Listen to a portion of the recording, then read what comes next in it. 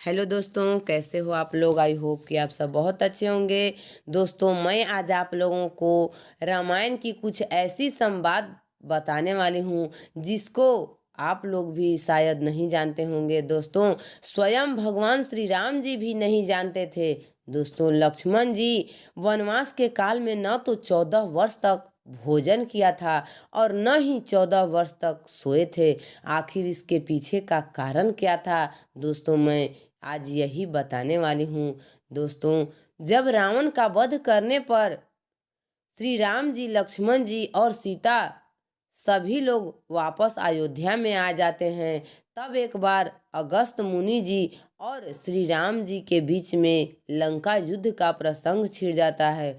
भगवान श्री राम जी अगस्त मुनि से कहते हैं कि मैंने रावण और कुंभकर्ण जैसे वीरों का वध किया है और मेरा अनुज लक्ष्मण इंद्रजीत और अतिकाय जैसे शक्तिशाली असुरों का नाश किया है।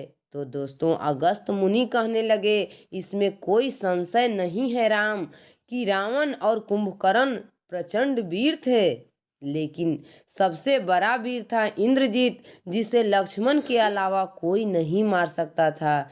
दोस्तों, जब अगस्त मुनि ने लक्ष्मण जी की बड़ाई भगवान श्री राम जी के सामने की तो भगवान राम जी को बड़ा ही प्रसन्नता हुई, लेकिन मन में एक अचंभा सा भी हुआ, क्योंकि अगस्त मुनि बोले कि लक्ष्मण के अलावा कोई नहीं मार सकता था। तो श्री राम जी अगस्त मुनि से कहते हैं, ऐसा क्यों। दोस्तों, अगस्त मुनि भगवान श्री राम जी से कहने लगे, प्रभु, इंद्रजीत को वरदान मिला हुआ था कि उसका वध वही कर सकता है जो 14 वर्षों तक न सोया हो और न 14 वर्षों तक भोजन ग्रहण किया हो।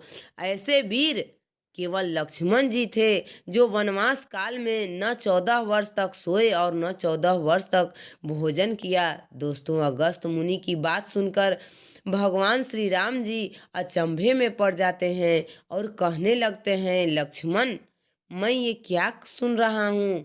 मैं तो तुम्हें प्रतिदिन भोजन देता था। दोस्तों, लक्ष्मण जी कहते हैं, 14 वर्षों का जो वनवास था उसमें आप और माता सीता कुटिया में सोते थे और मैं रात भर बाहर धनुष बाण चढ़ाए हुए आप लोगों की रक्षा में रहता था। मैं हमेशा कुटिया के बाहर पहरा 24 घंटे देता रहता था। एक बार निंद्रा देवी मेरी आंखों को सताने की कोशिश की तो मैंने उनको वानों से भेद दिया, तो निंद्रा ने हार मान ली और मुझसे कहा कि ठीक है, मैं आपके हिस्से के नींद किसी और को दे दूंगा।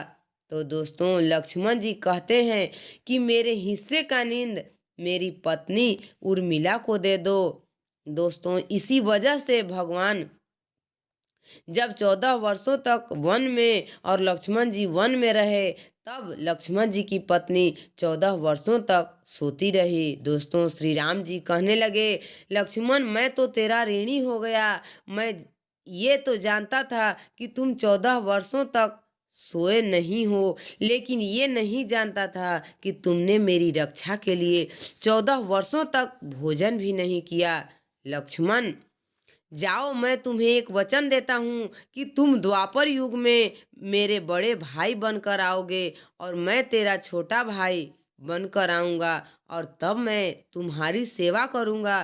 तो दोस्तों, भाई हो तो ऐसा जो भाई के लिए कुर्बान हो जाए। दोस्तों, भाई बनना है तो राम लक्ष्मण के तरह बनिए, उनके जैसे संस्कार अपने अंदर डालिए, उनके आदर्शों पर चलिए।